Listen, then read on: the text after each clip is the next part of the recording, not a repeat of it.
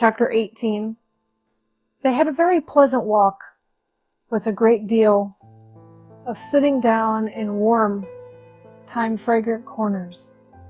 And if anything could have helped Rose to recover from the bitter disappointment of the morning, it would have been the company and conversation of Mr. Briggs. He did help her to recover, and the same process took place as that which Lotty had undergone with her husband. And the more Mr. Briggs thought Rose charming, the more charming she became. Briggs was a man incapable of concealments, who never lost time if he could help it. They had not got to the end of the headland where the lighthouse is. Briggs asked her to show him the lighthouse, because the path to it, he knew, was wide enough for two to walk abreast and fairly level. Before he had told her of the impression she had made on him in London, since even the most religious, sober women like to know they have made an impression, particularly the kind that has nothing to do with character or merits, Rose was pleased. Being pleased, she smiled. Smiling, she was more attractive than ever. Color came into her cheeks, and brightness into her eyes. She heard herself saying things that really sounded quite interesting and even amusing. If Frederick were listening now, she thought perhaps he would see that she couldn't, after all, be such a hopeless bore. For here was a man, nice-looking, young, and surely clever. He seemed clever, and she hoped he was, for then the compliment would be still greater, who was evidently quite happy to spend the afternoon just talking to her. And indeed, Mr. Briggs seemed very much interested. He wanted to hear all about everything she had been doing from the moment she got there. He asked her if she had seen this, that, and the other in the house, what she liked best, which room she had if she were comfortable, if Francesca was behaving, if Domenico took care of her, and whether she didn't enjoy using the yellow sitting room, the one that got all the sun and looked out towards Genoa. Rose was ashamed how little she had noticed in the house, and how few of the things he spoke of as curious or beautiful in it she had even seen. Swamped in thoughts of Frederick, she appeared to have lived in San Salvatore blindly, and more than half the time had gone. And what had been the good of it? She might just as well have been sitting hankering on Hampstead Heath. No, she mightn't. Through all her hankerings, she had been conscious that she was at least in the very heart of beauty. And indeed, it was this beauty, this longing to share it, that had first started her off hankering. Mr. Briggs, however, was too much alive for her to be able to spare any attention at this moment for Frederick. And she praised the servants in answer to his questions, and praised the yellow sitting room, without telling him she had only been in it once, and then was ignominiously ejected. And she told him she knew hardly anything about art and curiosities, but thought perhaps if somebody would tell her about them, she would know more. And she said she had spent every day since her arrival out of doors, because out of doors there was so very wonderful and different from anything she had ever seen. Briggs walked by her side along his paths that were yet so happily for the moment her paths, and felt the innocent glows of family life. He was an orphan and an only child, and had a warm domestic disposition. He would have adored a sister and spoiled a mother, and was beginning at this time to think of marrying. For though he had been very happy with his various loves, each of whom, contrary to the usual experience, turned ultimately into his devoted friend, He was fond of children and thought he had perhaps now got to the age of settling if he did not wish to be too old by the time his eldest son was 20. San Salvatore had latterly seemed a little forlorn. He fancied it echoed, then he walked about it. He had felt lonely there. So lonely that he had preferred this year to miss out a spring and let it. It wanted a wife in it, and it wanted that final touch of warmth and beauty, for he never thought of his wife except in terms of warmth and beauty. She would of course be beautiful and kind. It amused him how much in love with his vague wife he was already. At such a rate was he making friends with a lady with the sweet name as he walked along the path towards the lighthouse, that he was sure presently he would be telling her everything about himself and his past doings and his future hopes. And the thought of such a swiftly developing confidence made him laugh. "Why are you laughing?" she asked, looking at him and smiling. "It's so like coming home," he said. "But it is coming home for you to come here. I mean, really, like coming home to one's family." "I never had a family. I'm an orphan." "Oh, are you?" said Rose with the proper sympathy. "I hope you've not been one very long." "No. I mean, I hope you have been one very long." "No, I don't know what I mean, except that I'm sorry." He laughed again. "Oh, I'm used to it. I haven't anybody. No sisters or brothers." "Then you're an only child," she observed intelligently. "Yes, and there's something about you that's exactly my idea of a family." She was amused. "So cozy," he said, looking at her and searching for a word. "You wouldn't think so if you saw my house in Hampstead." She said a vision of that austere and hard-seated dwelling presenting itself to her mind, with nothing soft in it except the shunned and neglected Dubarry's sofa. No wonder, she thought, for a moment, fear-brained, that Frederick avoided it. There was nothing cozy about his family. "I don't believe any place you lived in could be anything but exactly like you," he said. "You're not going to pretend San Salvatore is like me." "Indeed, I do pretend it." "Surely you admit that it is beautiful." He said several things like that. She enjoyed her walk. She could not recollect any walk so pleasant since her courting days. She came back to tea, bringing Mr. Briggs, and looking quite different, Mr. Wilkins noticed, from what she had looked till then. Trouble here, thought Mr. Wilkins, mentally rubbing his professional hands. He could see himself being called in, presently, to advise. On the one hand, there was Arbuthnot. On the other hand, here was Briggs. Trouble brewing, trouble sooner or later. But why had Briggs's telegram acted on the lady like a blow? If she had turned pale from excess of joy, then trouble was nearer than he had supposed. She was not pale now. She was more like her name than he had yet seen her. Well, he was the man for trouble.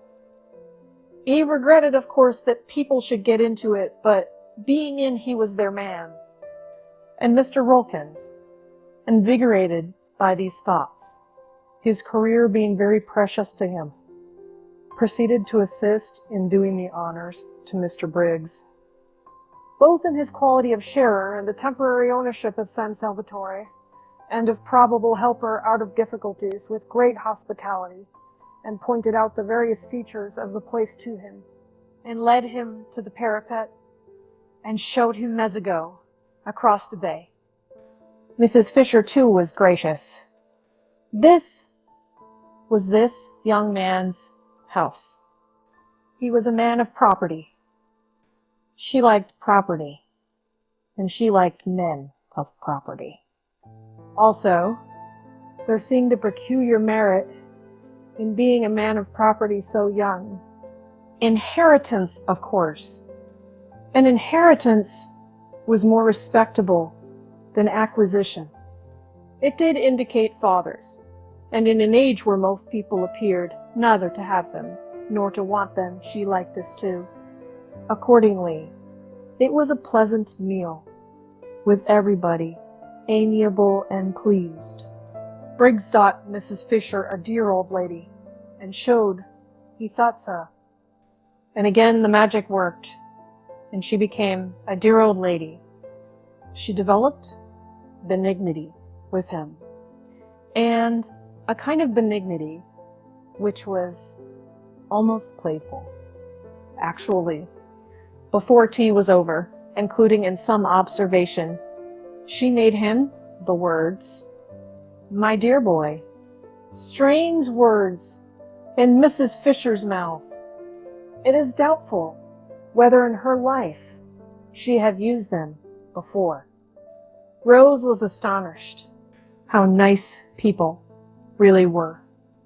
When would she leave off making mistakes about them? She hadn't suspected this side of Mrs. Fisher, and she began to wonder whether those other sides of her, with which alone she was acquainted, had not perhaps, after all, been the effect of her own militant and irritating behavior. Probably they were. How horrid, then, she must have been. He felt very penitent when she saw Mrs. Fisher beneath her eyes blossoming out into real amiability the moment someone came along who was charming to her. And she could have sunk into the ground with shame when Mrs. Fisher presently laughed. And she realized by the shock it gave her that the sound was entirely new. Not once before had she, or anyone else there, heard Mrs. Fisher laugh. What an indictment of the lot of them! For they had all laughed, the others, some more and some less, at one time or another since their arrival, and only Mrs. Fisher had not. Clearly, since she could enjoy herself as she was now enjoying herself, she had not enjoyed herself before. Nobody had cared whether she did or not, except perhaps Lotty. Yes, Lotty had cared and had wanted her to be happy. But Lotty seemed to produce a bad effect on Mrs. Fisher, while as for Rose herself, she had never been with her for 5 minutes without wanting, really wanting, to provoke and oppose her. How very horrid she had been. She had behaved unpardonably. Her penitence showed itself in a shy and deferential solicitude towards Mrs. Fisher, which made the observant Briggs think her still more angelic, and wish for a moment that he were an old lady himself in order to be behaved to by Rose Arbuthnot, just like that. There was evidently no end, he thought, to the things she could do sweetly. He would even not mind taking medicine, really nasty medicine, if it were Rose Arbuthnot bending over him with the dose. She felt his bright blue eyes, the brighter because he was so sunburned, fixed on her with a twinkle in them, and smiling asked him what he was thinking about. But he couldn't very well tell her that, he said, and added somewhere, "Trouble, trouble," thought Mr. Wilkins at this, then, mentally rubbing his hands. "Well, I'm their man." "I'm sure," said Mrs. Fisher benignly, "you have no thoughts we may not hear." "I'm sure," said Briggs, "I will be telling you every one of my secrets in a week." "You would be telling somebody very safe, then," said Mrs. Fisher, benevolently. "Just such a son would she have liked to have had." And in return, she went on, I dare say I would tell you mine. Ah, no, said Mr. Wilkins, adapting himself to this tone of easy badinage. I must protest. I really must. I have a prior claim. I am the older friend. I have known Mrs. Fisher 10 days, and you, Briggs, have not yet known her one. I assert my right to be told her secrets first. That is, he added, bowing doubtfully, if she has any, which I begly to doubt. Oh, haven't I? Exclaimed Mrs. Fisher, thinking of those green leaves. That she should exclaim at all was surprising, but that she should do it with gaiety was miraculous. Rose could only watch her and wonder. Then I shall worm them out, said Briggs with equal gaiety. They won't need much worming out, said Mrs. Fisher. My difficulty is to keep them from bursting out. It might have been Lotty talking. Mr. Wilkins adjusted the single eyeglass he carried with him for occasions like this, and examined Miss Fisher carefully. Rose looked on, unable not to smile too, since Mrs. Fisher seemed so much amused, though Rose did not quite know why. And her smile was a little uncertain, for Mrs. Fisher amused was a new sight, not without its awe-inspiring aspects, and had to be accustomed to. What Mrs. Fisher was thinking was how much surprised they would be if she told them of her very odd and exciting sensation of going to come out all over buds. They would think she was an extremely silly old woman, and so would she have thought as lately as 2 days ago. But the bud idea was becoming familiar to her. She was more apprivoisée now, as dear Matthew Arnold used to say. And though it would undoubtedly be best if one's appearance and sensations matched, yet supposing they did not, and one couldn't have everything, was it not better to feel young somewhere rather than old everywhere? Time enough to be old everywhere again, inside as well as out, when she got back to her sarcophagus in Prince of Wales Terrace.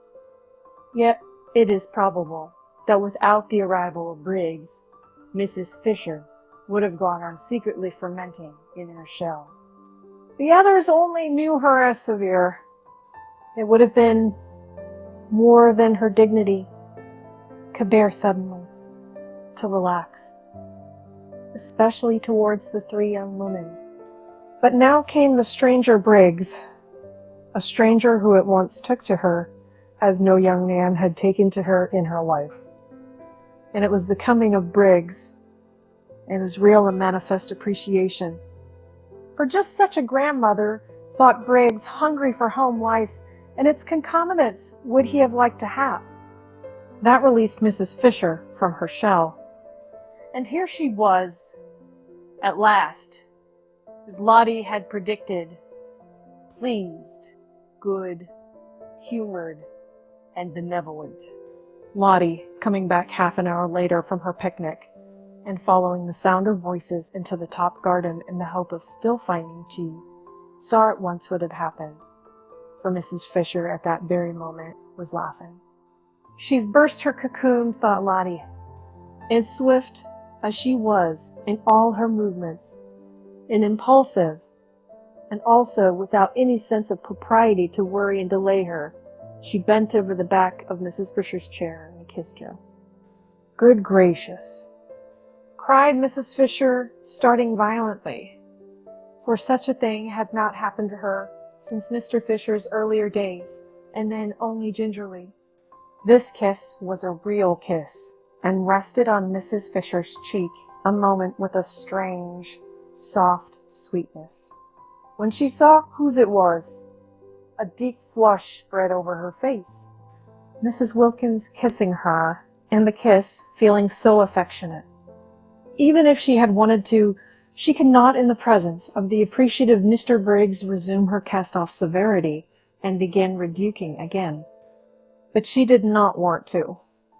Was it possible Mrs. Wilkins liked her, had liked her all this time, while she had been so much disliking her herself? A queer little trickle of warmth filtered to the frozen defenses of Mrs. Fisher's heart. Somebody young kissing her. Somebody young wanting to kiss her. Very much flushed, she watched the strange creature, apparently quite unconscious she had done anything extraordinary, shaking hands with Mr. Briggs on her husband's introducing him, and immediately embarking on the friendliest conversation with him, exactly as if she had known him all her life. What a strange creature! What a very strange creature! It was natural, she being so strange, that one should have, perhaps, misjudged her. "I'm sure you want some tea," said Briggs, with eager hospitality to Lotty. He thought her delightful, freckles, picnic untidiness and all. Just such a sister, would he? "This is cold," he said, filling the teapot. "I'll tell Francesca to make you some fresh." He broke off and blushed. "Aren't I forgetting myself?" he said, laughing and looking round at them. Very natural, Mr. Wilkins reassured him. "I'll go and tell Francesca," said Rose, getting up. No, said Briggs. "Don't go away." And he put his hands to his mouth and shouted. "Francesca," shouted Briggs. She came running. No summons in their experience has been answered by her with such celerity. "Her master's voice," remarked Mr. Wilkins. "Aptly," he considered. "Make fresh tea," ordered Briggs in Italian. Quick. And then remembering himself, he blushed again and begged everybody's pardon. Very natural, Mr. Wilkins reassured him. Briggs then explained to Lotty what he had explained twice already, once to Rose and once to the other two, that he was on his way to Rome and thought he would get out at Messigo and just look in to see if they were comfortable and continue his journey the next day, staying the night in a hotel at Messigo. "But how ridiculous," said Lotty. "Of course you must stay here. It's your house. There's Kate Lumley's room," she added, turning to Mrs. Fisher. "You wouldn't mind Mr. Briggs having it for one night?" "Kate Lumley isn't in it, you know," she said, turning to Briggs again and laughing. And Mrs. Fisher, to her immense surprise, laughed too. She knew that at any other time this remark would have struck her as excessively unseemly, and yet now she only thought it funny. No, indeed, she assured Briggs, Kate Lumley was not in that room. Very fortunately, for she was an excessively wide person, and the room was excessively narrow. Kate Lumley might get into it, but that was about all. Once in, she would fit it so tightly that probably she would never be able to get out again. It was entirely at Mr. Briggs's disposal, and she hoped he would do nothing so absurd as go to an hotel. The whole place. Rose listened to this speech, wide-eyed with amazement. Mrs. Fisher laughed very much as she made it. Lotty laughed very much too, and at the end of it bent down and kissed her again. Kissed her several times. Last, "So you see, my dear boy," said Mrs. Fisher, "you must stay here and give us all a great deal of pleasure." "A great deal indeed," corroborated Mr. Wilkins, heartily. "A very great deal," repeated Mrs. Fisher, looking exactly like a pleased mother. "Do," said Rose, on Briggs's turning inquiringly to her. "How kind of you all," he said, his face broad with smiles. "I'd love to be a guest here. What a new sensation. And with 3. Such—" He broke off and looked round. "I say," he asked, "oughtn't I to have a 4th hostess?" Francesca said she had 4 mistresses. "Yes." "There's Lady Caroline," said Lottie. "Then, hadn't we better find out first if she invites me to?" "Oh, but she's sure," began "The daughter of the Droitwiches Briggs," said Mr. Wilkins, "is not likely to be wanting in the proper hospitable impulses." "The daughter of the—" repeated Briggs, but he stopped dead, for there, in the doorway, was the daughter of the Droitwiches herself, or rather, coming towards him out of the dark doorway into the brightness of the sunset, was that which he had not in his life yet seen, but only dreamed of, his ideal of absolute loveliness. Chapter 19. And then when she spoke, what chance was there for Briggs? He was undone. All Scrap said was, "How do you do?" on Mr. Wilkins presenting him, but it was enough. It undid Briggs. From a cheerful, chatty, happy young man, overflowing with life and feminineness, he became silent, solemn, and with little beads on his temples. Also, he became clumsy, dropping the teaspoon as he handed her her cup, mismanaging the macaroons, so that one rolled on the ground.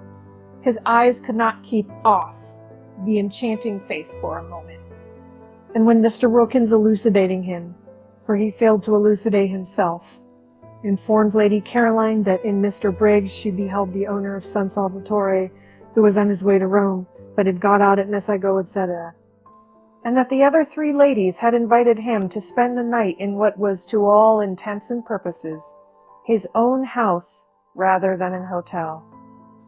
And Mr. Briggs was only waiting for the seal of her approval to this invitation, she being the 4th hostess. When Mr. Wilkins, balancing his sentences and being admirably clear and enjoying the sound of his own cultured voice, explained the position in this manner to Lady Caroline, Briggs sat and said never a word. A deep melancholy invaded Scrap. The symptoms of the incipient grabber were all there and only too familiar, and she knew that if Briggs stayed her rest cure might be regarded as over. Then Kate Lumley occurred to her. She caught at Kate as at a straw. "It would have been delightful," she said, faintly smiling at Briggs. She could not, in decency, not smile, at least a little. But even a little betrayed the dimple, and Briggs's eyes became more fixed than ever. "I'm only wondering if there is room." "Yes, there is," said Lottie. "There's Kate Lumley's room." "I thought," said Scraps to Mrs. Fisher, and it seemed to Briggs that he had never heard music till now, "your friend was expected immediately." "Oh, no," said Mrs. Fisher with an odd placidness Scrap thought. "Miss Lumley," said Mr. Wilkins. "Who should I?" He inquired of Mrs. Fisher.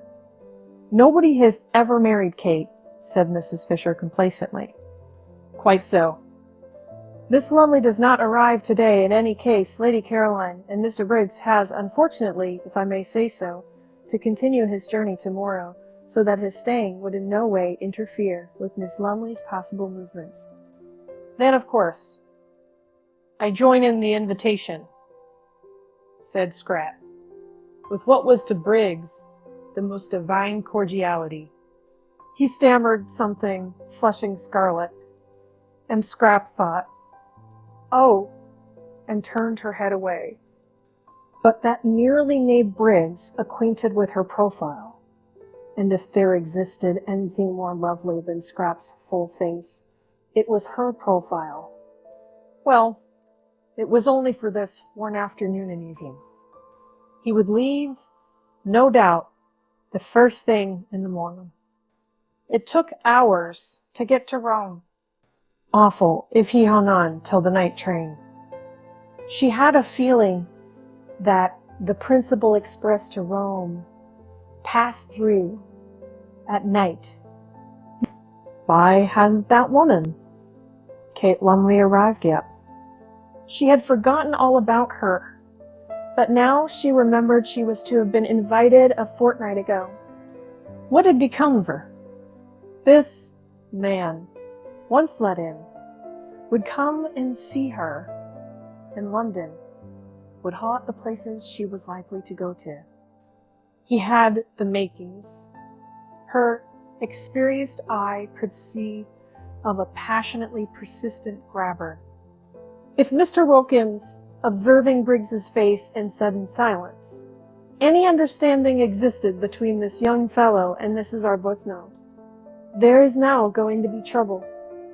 Trouble of a different nature from the kind I feared, in which Arbuthnot would have played a leading part, in fact the part of petitioner, the trouble that may need help and advice nonetheless for its not being publicly scandalous. Briggs, impelled by his passions and her beauty, will aspire to the daughter of the Droitwiches. She naturally and properly will repel him. Mrs. Arbuthnot, left in the cold, will be upset and show it. Arbuthnot, on his arrival, will find his wife in enigmatic tears. Inquiring into their cause, he will be met with an icy reserve. More trouble may then be expected, and in me they will seek and find their adviser. When Lotty said Mrs. Arbuthnot wanted her husband, she was wrong. What Mrs. Arbuthnot wants is Briggs, and it looks uncommonly as if she were not going to get him. Well, I'm mere man. Where are your things, Mr. Briggs? Asked Mrs. Fisher, her voice round with motherliness. Oughtn't they to be fetched? For the sun was nearly in the sea now, and the sweet-smelling April dampness that followed immediately on its disappearance was beginning to steal into the garden. Briggs started. My things, he repeated. Hurry out. I must fetch them. They're in Mezzago. I'll send Domenico. My fly is waiting in the village. He can go back in it. I'll go and tell him. He got up. To whom was he talking? To Mrs. Fisher, ostensibly. Yet his eyes were fixed on Scrap. He said nothing, and looked at no one. Then, recollecting himself, he stammered, I'm awfully sorry. I keep on forgetting. I'll go down and fetch them. Myself. We can easily send Domenico, said Rose. And at her gentle voice, he turned his head. Why, there was his friend, the sweet-named lady. But how had she not, in this short interval, changed? Was it the failing light making her so colorless, so vague-featured, so dim, so much like a ghost? A nice good ghost, of course, and still with a pretty name, but only a ghost. He turned from her to Scrap again, and forgot Rose Arbuthnot's existence. How is it possible for him to bother about anybody or anything else in this first moment of being face to face with his dream come true? Briggs had not supposed or hoped that anyone as beautiful as his dream of beauty existed. He had never till now met even an approximation. Pretty women, charming women by the score he had met and properly appreciated, but never the real, the godlike thing itself. He used to think, if ever I saw a perfectly beautiful woman, I should die. And though, having now met what to his ideas was a perfectly beautiful woman, He did not die. He became very nearly as incapable of managing his own affairs as if he had. The others were obliged to arrange everything for him. By questions, they extracted from him that his luggage was in the station cloakroom at Mazzaga. They sent for Domenico, and urged and prompted by everybody except Scrap, who sat in silence and looked at no one. Briggs was induced to give him the necessary instructions for going back in the fly and bringing out his things. It was a sad sight to see the collapse of Briggs. Everybody noticed it. Even Rosé.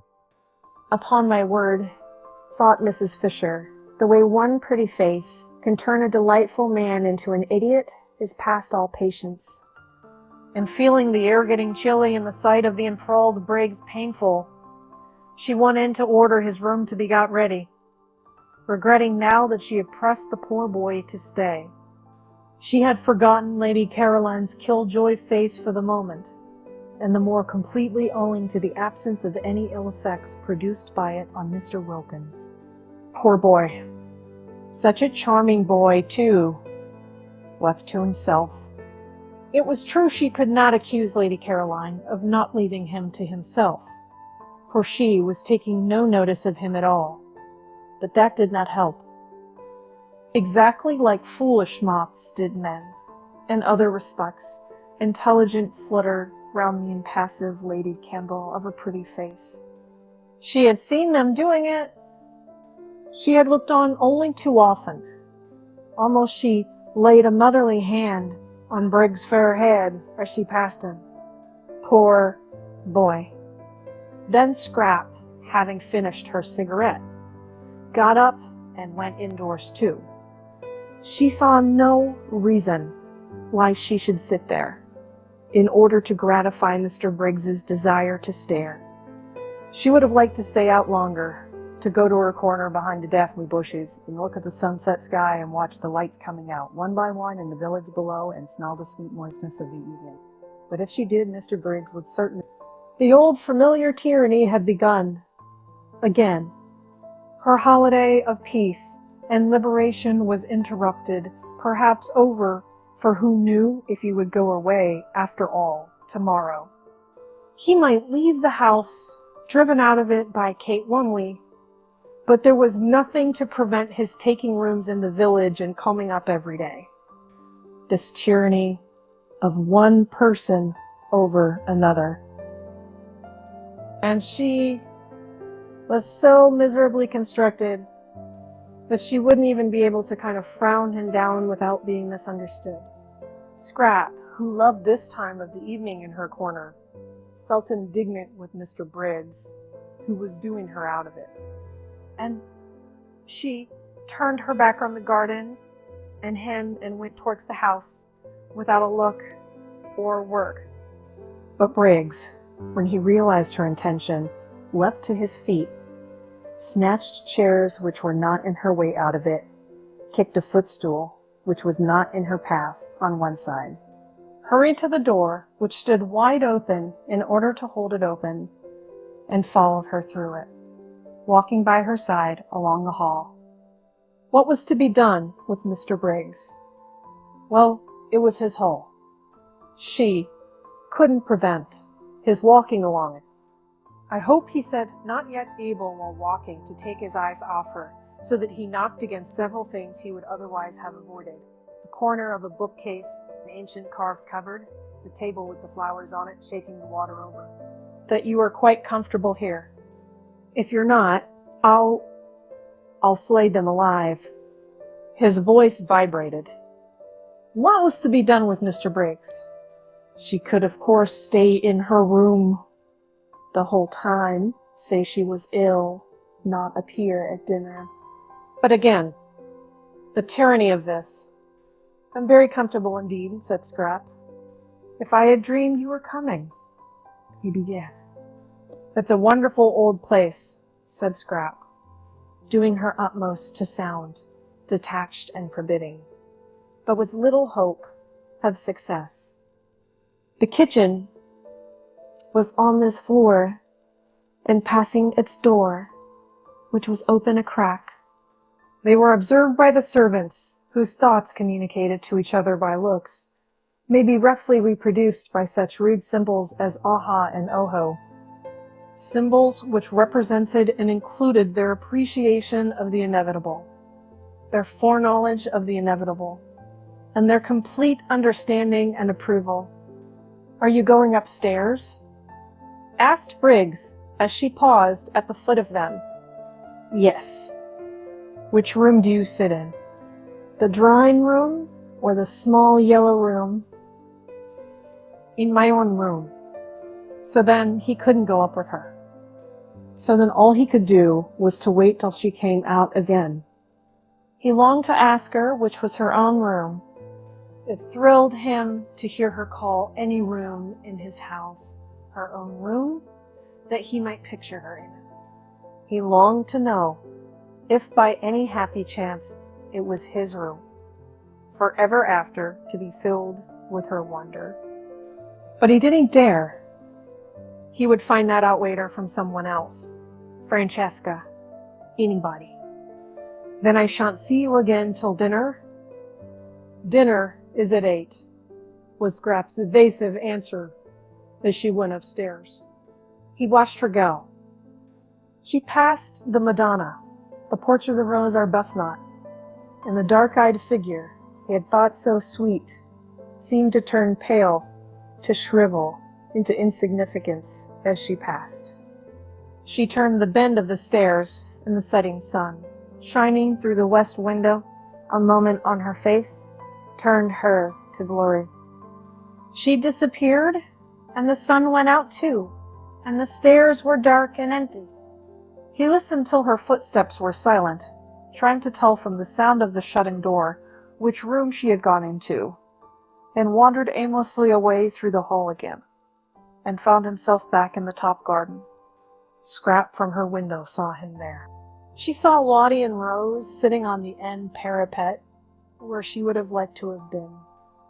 And she saw Mr. Wilkins buttonholing Briggs, and evidently telling him the story of the oleander tree in the middle of the garden. Briggs was listening with a patience she thought rather nice, seeing that it was his oleander and his own father's story. She knew Mr. Wilkins was telling him the story by his gestures. Domenico had told it her soon after her arrival, and he had also told Mrs. Fisher, who had told Mr. Wilkins. Mrs. Fisher thought highly of this story, and often spoke of it. It was about a cherrywood walking stick. Briggs's father had thrust this stick into the ground at that spot, and said to Domenico's father, who was then the gardener, "Here we will have an oleander." And Briggs's father left the stick in the ground as a reminder to Domenico's father. And it presently, how long afterwards, nobody remembered. And the stick began to sprout, and it was an oleander. There stood poor Mr. Briggs being told all about it, and listening to the story he must have known from infancy with patience. Probably he was thinking of something else. She was afraid he was. How unfortunate, how extremely unfortunate, the determination that seized people to get hold of and engulf other people. If only they could be induced to stand more on their own feet. Why couldn't Mr. Briggs be more like Lotty, who never wanted anything of anybody, but was complete in herself and respected other people's completeness? One loved being with Lotty. With her one was free, and yet befriended. Mr. Briggs looked so really nice too. She thought she might like him if only he wouldn't so excessively like her. Scrap felt melancholy. Here she was shut up in her bedroom, which was stuffy from the afternoon sun that had been pouring into it, instead of out in the cool garden. And all because of Mr. Briggs. Intolerable tyranny, she thought, flaring up. She wouldn't endure it. She would go out all the same. She would run downstairs while Mr. Wilkins, really that man was a treasure, held Mr. Briggs down, telling him about the oleander, and get out of the house by the front door and take cover in the shadows of the zigzag path. Nobody could see her there. Nobody would think of looking for her there. She snatched up a wrap, for she did not mean to come back for a long while, perhaps not even to dinner. It would be all Mr. Briggs's fault if she went dinnerless and hungry. And with another glance out of the window to see if she were still safe, she stole out and got away to the sheltering trees of the zigzag path, and there sat down on one of the seats placed at each bend to assist the upward journey of those who were breathless. Ah, this was lovely, thought Scrap with a sigh of relief. How cool. How good it smelt. She could see the quiet water of the little harbor through the pine trunks, and the lights coming out in the houses on the other side. And all round her, the green dusk was splashed by the rose pink of the gladioluses in the grass, and the white of the crowding daisies. Ah, this was lovely. So still. Nothing moving, not a leaf, not a stalk. The only sound was a dog barking, far away somewhere up on the hills, or when the door of the little restaurant in the piazza below was opened, and there was a burst of voices, silenced again immediately by the swinging to of the door. She drew in a deep breath of pleasure. Ah, this was... Her deep breath was arrested in the middle. What was that? She leaned forward, listening, her body tense. Footsteps on the zigzag path. Briggs, finding her out. Should she run? No. The footsteps were coming up, not down. Someone from the village. Someone from the village. Perhaps Angela with provisions. She relapsed again. But the steps were not the steps of Angela, that swift and springy youth. They were slow and considered, and they kept on pausing. Someone who isn't used to hills, thought Scrap. The idea of going back to the house did not occur to her. She was afraid of nothing in life, except love. Brigands or murderers, as such, held no terrors for the daughter of the Droitwichers. She only would have been afraid of them if they left off being brigands and murderers and began instead to try and make love. The next moment, the footsteps turned the corner of her bit of path and stood still. Get in his wind, thought Scrap, not looking round.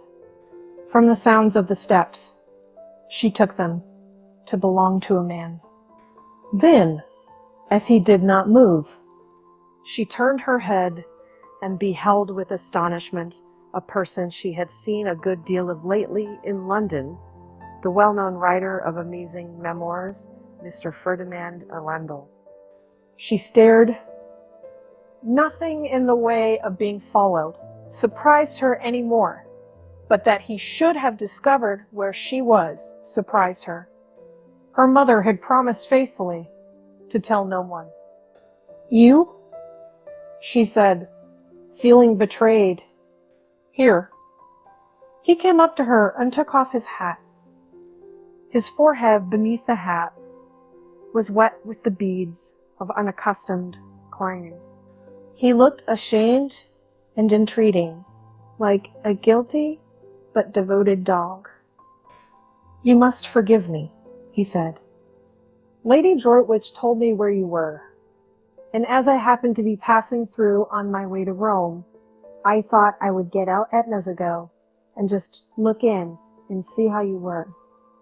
But didn't my mother tell you that I was doing a rest cure? Yes, she did. And that's why I haven't intruded on you earlier in the day. I thought you would probably sleep all day and wake up about now so as to be fed. But I know. I've got nothing to say in excuse. I couldn't help myself. This, thought Scrap, comes of Mother insisting on having authors to lunch, and me being so much more amiable in appearance than I really am. She had been amiable to Ferdinand Arundel. She liked him, or rather, she did not dislike him. He seemed a jovial, simple man, and had the eyes of a nice dog. Also, though it was evident that he admired her, he had not in London grabbed. There, he had merely been a good-natured, harmless person of entertaining conversation, who helped to make luncheons agreeable. Now it appeared that he too was a grabber. Fancy following her out there, daring too. Nobody else had. Perhaps her mother had given him the address, because she considered him so absolutely harmless, and thought he might be useful and see her home.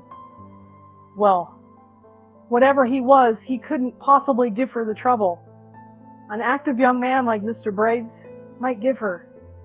Mr. Briggs, infatuated, would be reckless, she felt, would stick at nothing, would lose his head publicly. She could imagine Mr. Briggs doing things with rope ladders and singing all night under her window, being really difficult and uncomfortable. Mr. Arundel hadn't the figure for any kind of recklessness. He had lived too long and too well. She was sure he couldn't sing and wouldn't want to. He must be at least 40. How many good dinners could not a man have eaten by the time he was 40? And if during that time, instead of taking exercise, he had sat writing books, he would quite naturally acquire the figure Mr. Arundel had in fact acquired, the figure rather for conversation than adventure. Scrap, who had become melancholy at the sight of Briggs, became philosophical at the sight of Arundel. There he was. She couldn't send him away till after dinner. He must to be nourished. This being so, she had better make the best of it, and do that with a good grace, which anyhow wasn't to be avoided. Besides, he would be a temporary shelter from Mr. Briggs. She was at least acquainted with Ferdinand Arundel, and could hear news from him of her mother and her friends, and such talk would put up a defensive barrier at dinner between herself and the approaches of the other one. And it was only for one dinner, and he couldn't ache her. She therefore prepared herself for friendliness. "I'm to be fed," she said, ignoring his last remark, "at 8, and you must come up and be fed too. Sit down and get cool, and tell me how everybody is. May I really dine with you in these traveling things?" he said, wiping his forehead before sitting down beside her. She was too lovely to be true, he thought. Just to look at her for an hour, just to hear her voice, was enough reward for his journey and his fears. "Of course. I suppose you've left your fly in the village, and will be going on from Mezzago by the night train, or stay in Mezzago in an hotel and go on tomorrow. But tell me," he said, gazing at the adorable profile, "about yourself. London, has been extraordinarily dull and empty. Lady Droitwich said you were with people here? She didn't know. I hope they've been kind to you? You look, well, as if your curer had done everything a cure should. They've been very kind, said Scrap. I got them out of an advertisement. An advertisement? It's a good way, I find, to get friends. I'm fonder of one of these than I've been of anybody in years. Really? Who is it? You shall guess which of them it is when you see them. Tell me about Mother. When did you see her last? We arranged not to write to each other unless there was something special. I wanted to have a month that was perfectly blank, and now I've come uninterrupted. I can't tell you how ashamed I am, both of having done it and of not having been able to help it. Oh, but, said Scrap quickly, for he could not have come on a better day, when up there waiting and watching for her was, she knew, the enamored Briggs. I'm really very glad indeed to see you. Tell me about Mother. Chapter 20. Scrap wanted to know so much about her mother that Arundel had presently to him. He would talk about anything she wished, if only he might be with her for a while, and see her, and hear her. That he knew very little of the Droitwiches and their friends, Waring. Beyond meeting them at those bigger functions where literature is also represented, and amusing them at luncheons and dinners, he knew very little of them really. To them, he had always remained Mr. Arundel. No one called him Ferdinand. And he only knew the gossip also available to the evening papers and the frequenters of clubs. But he was, however, good at inventing. And as soon as he had come to an end of first-hand knowledge, in order to answer her inquiries and keep her there to himself, he proceeded to invent. It was quite easy to fasten some of the entertaining things he was constantly thinking onto other people and pretend they were theirs. Scrap, who had that affection for her parents which warms in absence, was athirst for news, and became more and more interested by the news he gradually imparted. At first, it was ordinary news. He had met her mother here, and seen her there. She looked very well. She said so and so. But presently, the things Lady Droitwich had said took on an unusual quality. They became amusing. Mother said that. Scrap interrupted, and presently Lady Droitwich began to do amusing things, as well as say them. Mother did that? Scrap inquired, wide-eyed. Arundel warmed to his work. He fathered some of the most entertaining ideas he had lately had on to Lady Droitwich, and also any charming funny things that had been done, or might have been done, for he could imagine almost anything. Scrap's eyes grew round with wonder and affectionate pride in her mother. Why? But how funny. Fancy Mother. What an old darling. Did she really do that? How perfectly adorable of her. And did she really say? But how wonderful of her to think of it. What sort of a face did Lloyd George make? She laughed, and had a great longing to hug her mother, and the time flew, and it grew quite dusk, and it grew nearly dark. And Mr. Arundel still went on amusing her, and it was 7:45 before she suddenly remembered dinner. Oh, good heavens! She exclaimed, jumping up. Yes. It's late, said Arundel. I'll go on quickly and send the maid to you. I must run, or I'll never be ready in time. And she was gone up the path with the swiftness of a young, slender dear. Arundel followed.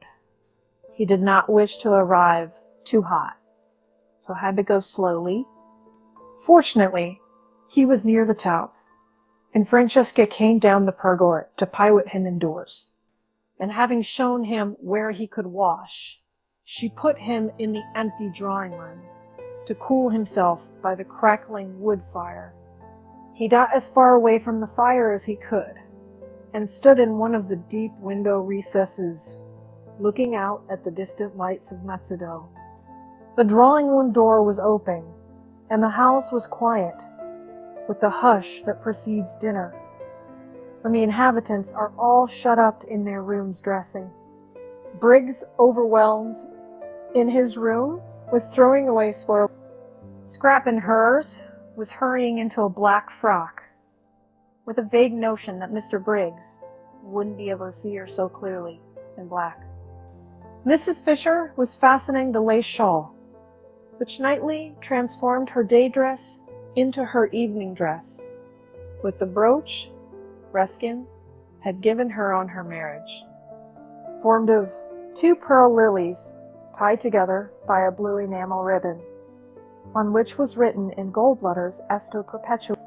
Mr. Wilkins was sitting on the edge of his bed, brushing his wife's hair. Thus far in this 3rd week had he progressed in demonstrativeness, while she, for her part, sitting on a chair in front of him, put his studs in a clean shirt, and Rose, ready dressed, sat at her window considering her day. Rose was quite aware of what had happened to Mr. Briggs.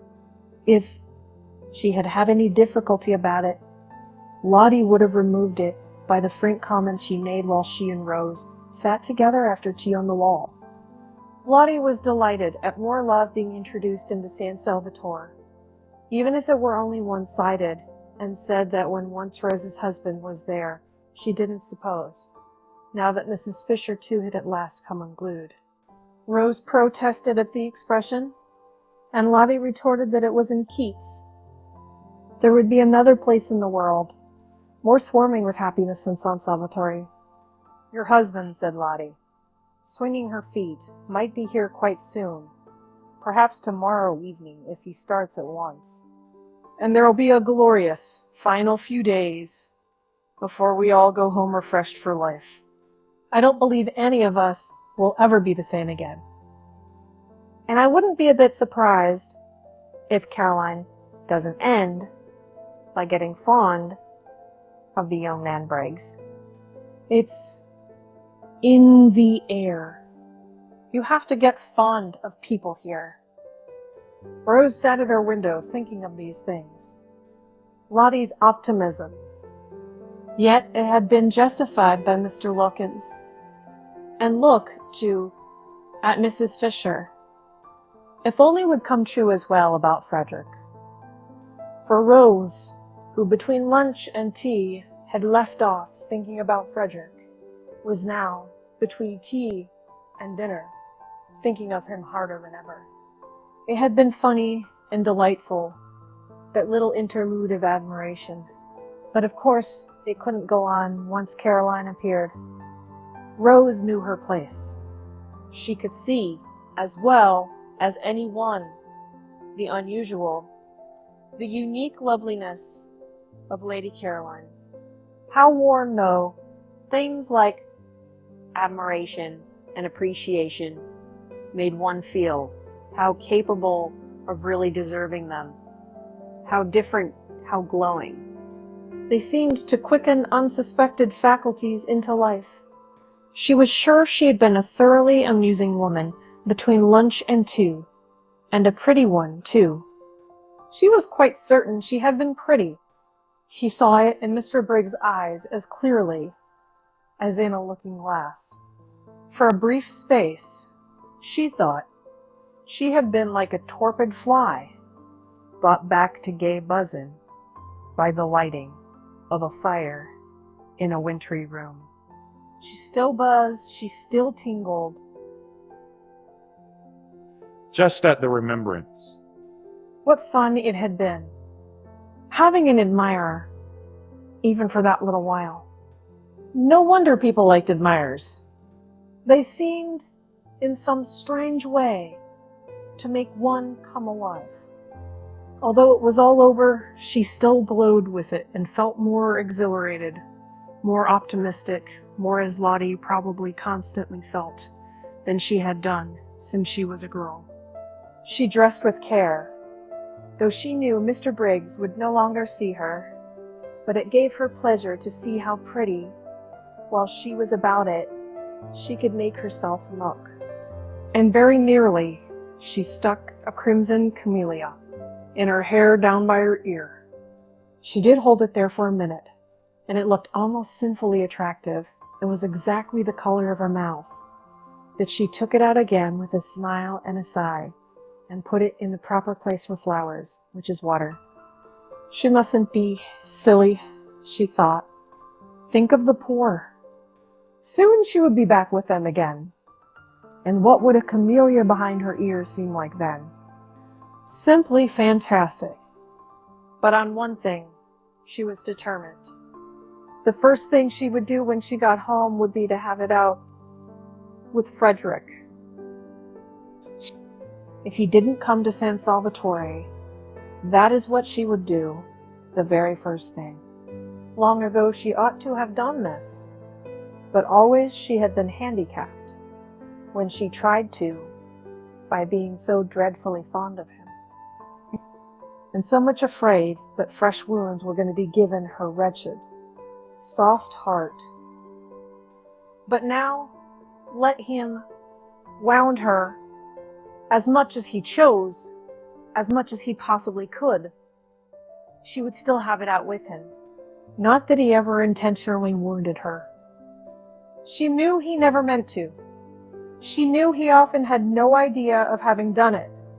For a person who wrote books, fought, Rose, Frederick, didn't seem to have much imagination. Anyhow, she said to herself, getting up from the dressing table, things couldn't go on like this.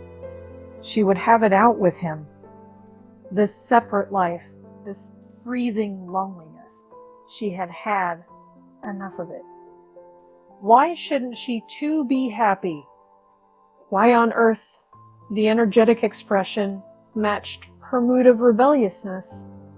Shouldn't she too be loved and allowed to love? She looked at her little clock. Still 10 minutes before dinner. Tired of staying in her bedroom, she thought she would go on to Mrs. Fisher's battlements, which would be empty at this hour, and watch the moon rise out of the sea. She went into the deserted upper hall with this intention, but was attracted on her way along it by the firelight shining through the open door of the drawing room. How gay it looked! The fire transformed the room. A dark, ugly room in the daytime, it was transformed, just as she had been transformed by the warmth of.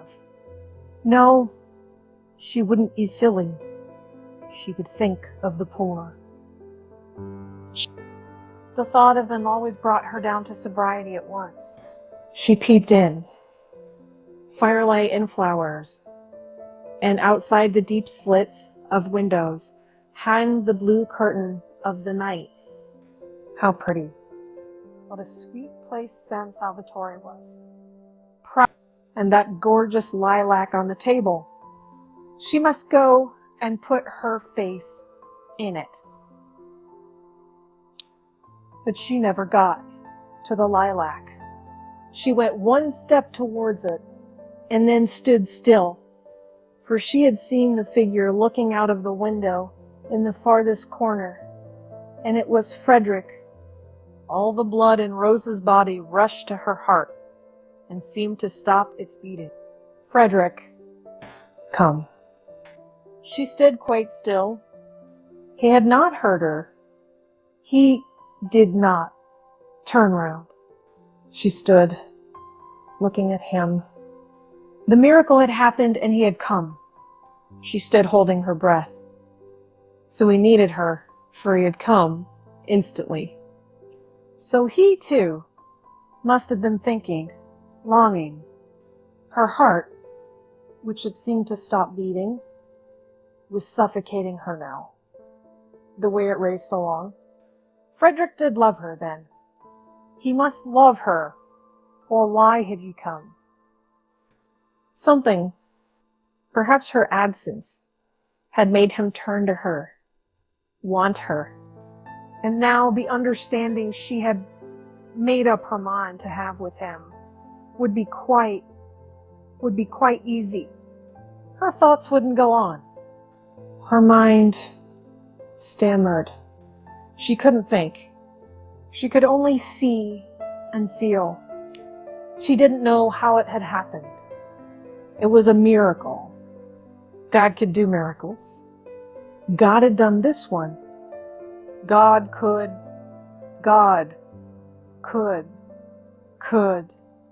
Her mind stammered again, broke off. Frederick, she tried to say, but no sound came, or if it did, the crackling of the fire covered it up. She must go nearer. She began to creep towards him, softly, softly. He did not move. He had not hoed. She stole nearer and nearer, and the fire crackled, and he heard nothing. She stopped a moment, unable to breathe. She was afraid. Suppose he. Oh, but he had come. She went on again, close up to him, and her heart beat so loud that she thought he must hear it. And couldn't he feel? Didn't he know? Frederick. She whispered, hardly able even to whisper, choked by the beating of her heart. He spun round on his heels. Rose, he exclaimed, staring blankly. But she did not see his stare, for her arms were round his neck, and her cheek was against his, and she was murmuring, her lips on his ear, I knew you would come. In my very heart, I always knew you would come.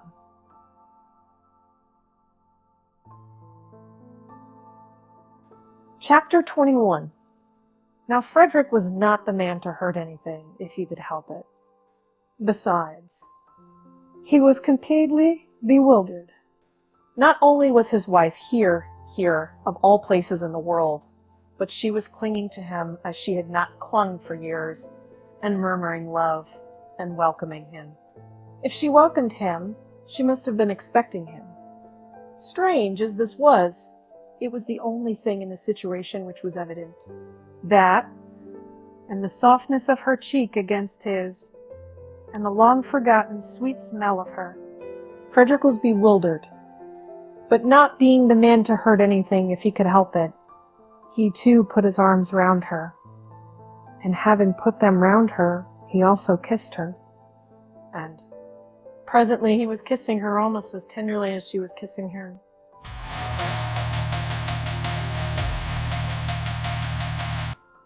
And presently he was kissing her quite as tenderly.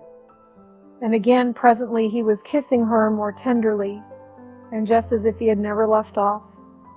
He was bewildered, but he still could kiss. It seemed curiously natural to be doing it. It made him feel as if he were 30 again, instead of 40. And Rose were, his Rose of 20, the Rose he had so much adored before she began to weigh what he did with her idea of right.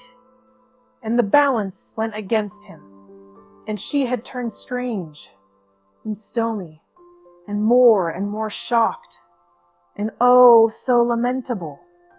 He couldn't get at her in those days at all. She couldn't understand.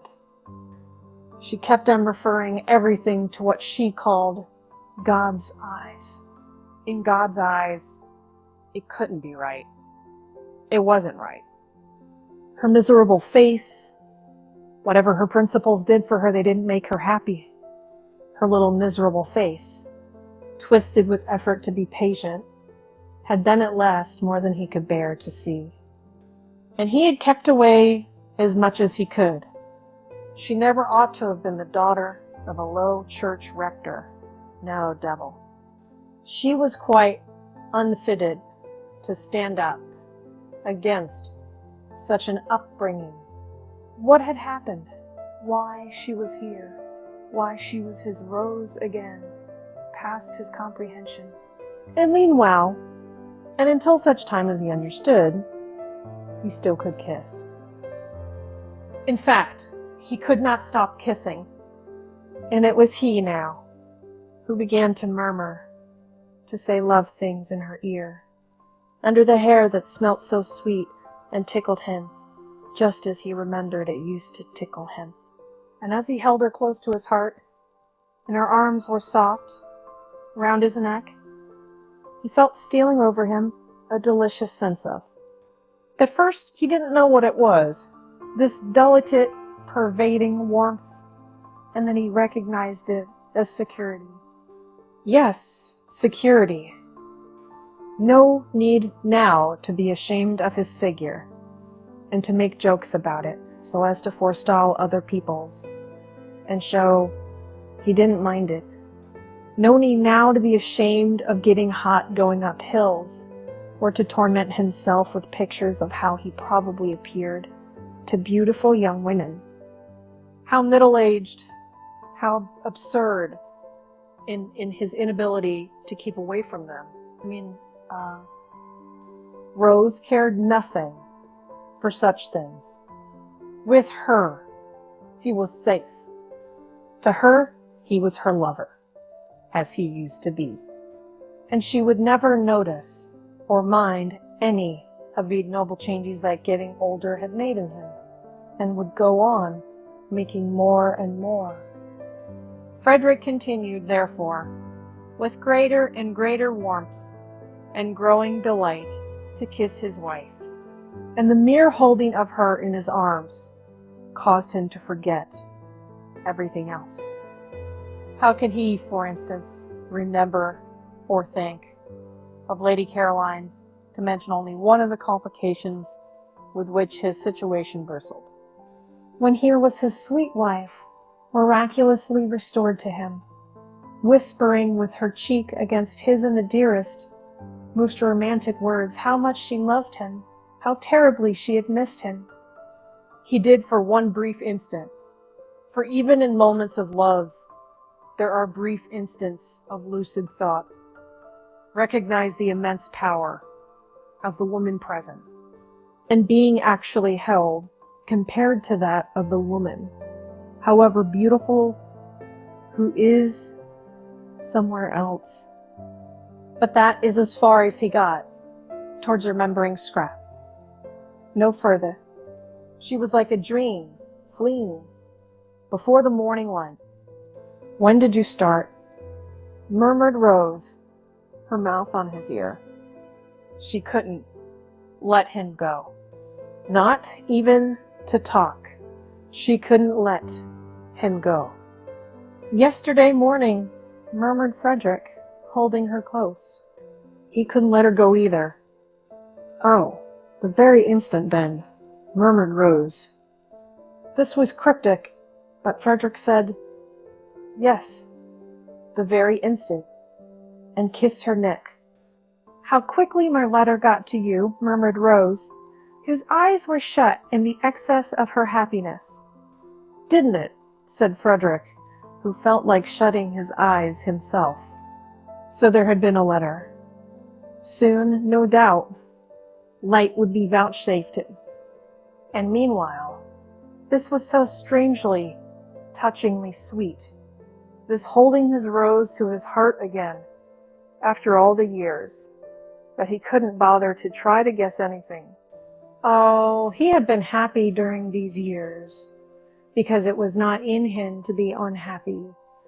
Besides, how many interests life had had to offer him, how many friends, how much success, how many women, only too willing to help him to blot out the thought of the altered, petrified, pitiful little wife at home, who wouldn't spend his money, who was appalled by his books, who drifted away and away from him, and always, if he tried to have it out with her, asked him with patient obstinacy what he thought the things he wrote and lived by looked in the eyes of God. No one, she said once, should ever write a book God wouldn't like to read. That is the test, Frederick. And he had laughed hysterically, burst into a great shriek of laughter, and rushed out of the house, away from her solemn little face. Away from her pathetic, solemn little face.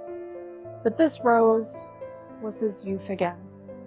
The best part of his life, the part of it that had had all the visions in it, and all the hopes. How they dreamed together, he and she, before he struck that vein of memoirs.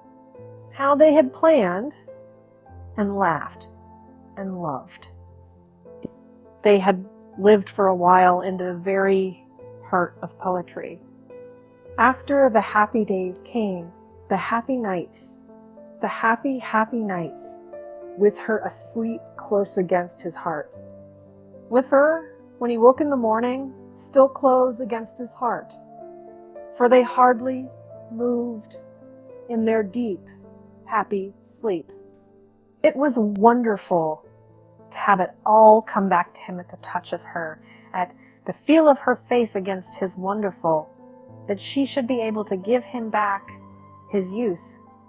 Sweetheart, sweetheart, he murmured, overcome by remembrance, clinging to her now in his turn. Beloved husband, she breathed, the bliss of it, the sheer bliss. Briggs, coming in a few minutes before the gong went on, the chance that Lady Caroline might be there, was much astonished. He had supposed Rose Arbuthnot was a widow, and he still supposed it, so that he was much astonished. Well, I'm damned, thought Briggs, quite clearly and distinctly, for the shock of what he saw in the window startled him so much that for a moment he was shaking free of his own confused absorption. Aloud he said, very red, "Oh, I say, I beg your pardon," and then stood hesitating and wondering whether he oughtn't to go back to his bedroom again. If he had said nothing, they would not have noticed.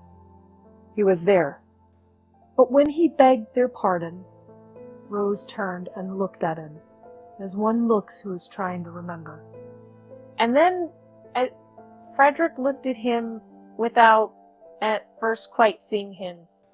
They didn't seem, thought Briggs, to mind or to be at all embarrassed. He couldn't be her brother. No brother ever brought that look into a woman's face. It was very awkward. If they didn't mind, he did. It upset him to come across his Madonna forgetting herself. "Is this one of your friends?" Frederick was able, after an instant, to ask Rose, who made no attempt to introduce the young man standing awkwardly in front of them, but continued to gaze at him with a kind of abstracted, radiant goodwill. "It's Mr. Briggs," said Rose, recognizing him. "This is my husband," she added. And Briggs, shaking hands, just had time to think how surprising it was to have a husband when you were a widow before the gong sounded, and Lady Caroline would be there in a minute. And he ceased to be able to think at all, and merely became a thing, with its eyes fixed on the door. Through the door immediately entered, in what seemed to him an endless procession.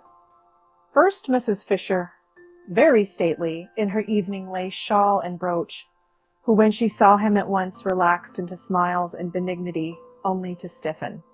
However, when she caught sight of the stranger, then Mr. Wilkins, cleaner and neater and more carefully dressed and brushed than any man on earth. And then, tying something hurriedly as she came, Mrs. Wilkins. And then nobody. Lady Caroline was late. Where was she? Had she heard the gong? Oughtn't it to be beaten again? Suppose she didn't come to dinner after all. Briggs went cold. Introduce me, said Frederick on Mrs. Fisher's entrance, touching Rose's elbow. My husband, said Rose, holding him by the hand, her face exquisite. This, thought Mrs. Fisher, must now be the last of the husbands, unless Lady Caroline produces one from up her sleeve.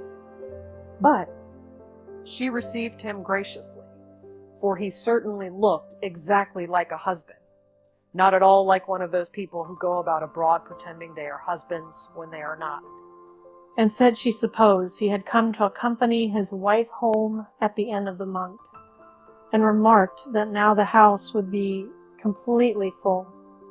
So that, she added, smiling at Briggs, we shall at last really be getting our money's worth.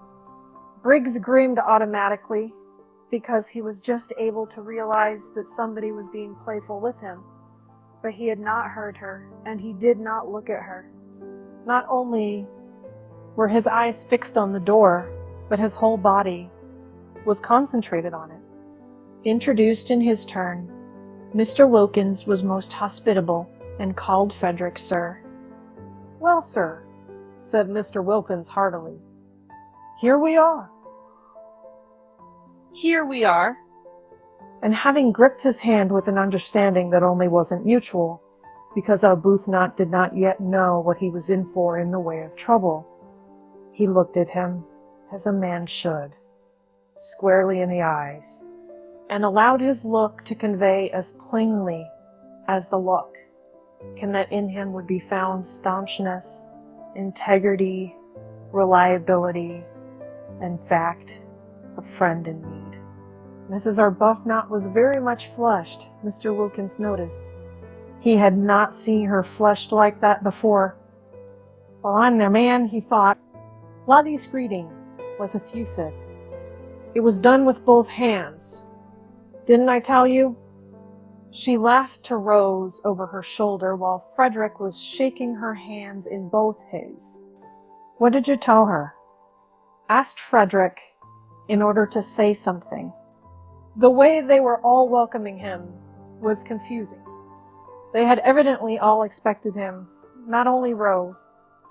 The sandy but agreeable young woman didn't answer his question, but looked extraordinarily pleased to see him. Why should she be extraordinarily pleased to see him? What a delightful place this is, said Frederick, confused, and making the first remark that occurred to him. It's a tub of love, said the sandy young woman earnestly, which confused him more than ever. And his confusion became excessive at the next words he heard spoken these, by the old lady who said, We won't wait. Lady Caroline is always late, for he only then, on hearing her name, really and properly remembered Lady Caroline, and the thought of her confused him to excess. He went into the dining room like a man in a dream. He had come out to this place to see Lady Caroline, and had told her so. He had even told her in his fatuousness. It was true, but how fatuous that he hadn't been able to help coming. She didn't know he was married. She thought his name was Arundel. Everybody in London thought his name was Arundel. He had used it and written under it so long that he almost thought it was himself. In the short time since she had left him on the sea in the garden, where he told her he had come because he couldn't help it, he had found Rose again, had passionately embraced and been embraced, and had forgotten Lady Caroline. It would be an extraordinary piece of good fortune if Lady Caroline's being late meant she was tired or bored and would not come to dinner at all. And he could. No, he couldn't. He turned a deeper red even than usual, he being a man of full habit and red anyhow. at the thought of such cowardice. No, he couldn't go away after dinner and catch his train and disappear to Rome. Not unless, that is, Rose came with him. But even so, what a running away. No, he couldn't. When they got to the dining room, Mrs. Fisher went to the head of the table. Was this Mrs. Fisher's house? He asked himself. He didn't know. He didn't know anything. And Rose, who in her earlier days of defying Mrs. Fisher had taken the other end as her place. For after all, no one could say by looking at a table which was its top and which its bottom, led Frederick to the seat next to her. If only, he thought, he could have been alone with Rose? Just 5 minutes more alone with Rose, so that he could have asked her. But probably he wouldn't have asked her anything, and only gone on kissing her. He looked round. The sandy young woman was telling the man they called Briggs to go and sit beside Mrs. Fisher. Was the house, then, the sandy young woman's and not Mrs. Fisher's? He didn't know. He didn't know anything. And she herself sat down on Rose's other side, so that she was opposite him, Frederick, and next to the genial man who had said, "Here we are," when it was only too evident that there they were, indeed. Next to Frederick, and between him and Briggs, was an empty chair. Lady Caroline's. No more than Lady Caroline knew of the presence in Frederick's life of Rose, was Rose aware of the presence in Frederick's life of Lady Caroline. What would each think? He didn't know. He didn't know anything. Yes, he did know something, and that was that his wife had made it up with him. Suddenly, miraculously, unaccountably, and divinely. Beyond that, he knew nothing. The situation is one with which he felt he could not cope. It must lead him whither it would. He could only drift. In silence, Frederick ate his soup, and the eyes, the large expressive eyes of the young woman opposite, were on him. He could feel, with a growing look in them, of inquiry. They were, he could see, very intelligent and attractive eyes, and full, apart from the inquiry of goodwill. Probably she thought he ought to talk, but if she knew everything, she wouldn't think so. Briggs didn't talk either. The Briggs seemed uneasy. What was the matter with Briggs? And Rose, too, didn't talk. But then, that was natural. She never had been a talker. She had the loveliest expression on her face. How long would it be on it after Lady Caroline's entrance? What? He didn't know. He didn't know anything. But the genial man on Mrs. Fisher's left was talking enough for everybody. That fellow ought to have been a parson. Pulpits were the place for a voice by kings. It would get him a bishopric in 6 months. He was explaining to Briggs, who shuffled about in his seat.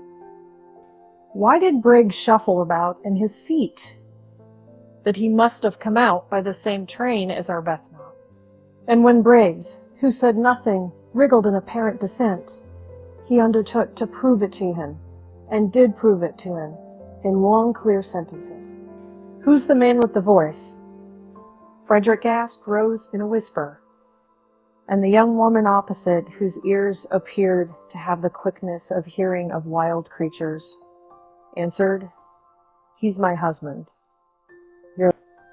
Then by all the rules, said Frederick, pleasantly, pulling himself together, "you oughtn't to be sitting next to him."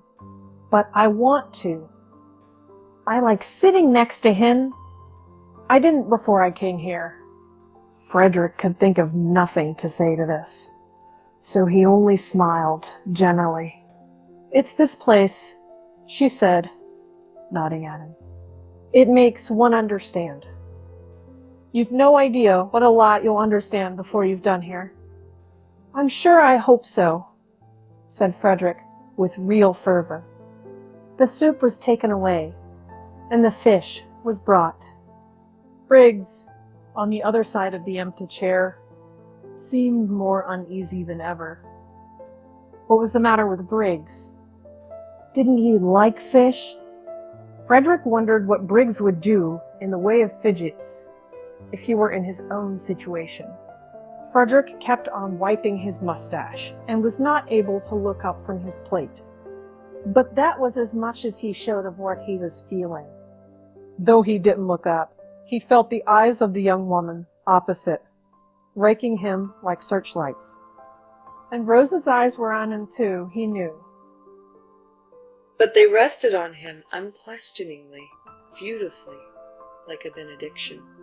How long would they go on doing that once Lady Caroline was there? He didn't know. He didn't know anything.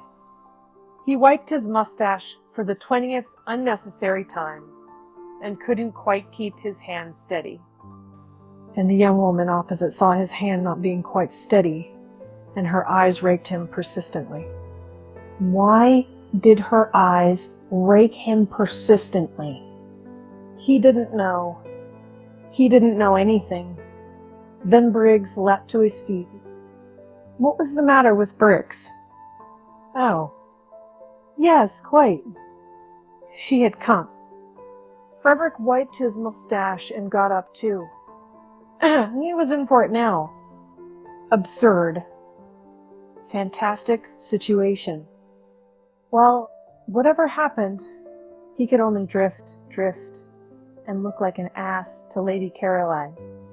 The most absolute as well as deceitful ass, an ass who was also a reptile, for she might well think he had been mocking her out in the garden when he said, no doubt, in a shaking voice, "Fool and ass," that he had come because he couldn't help it.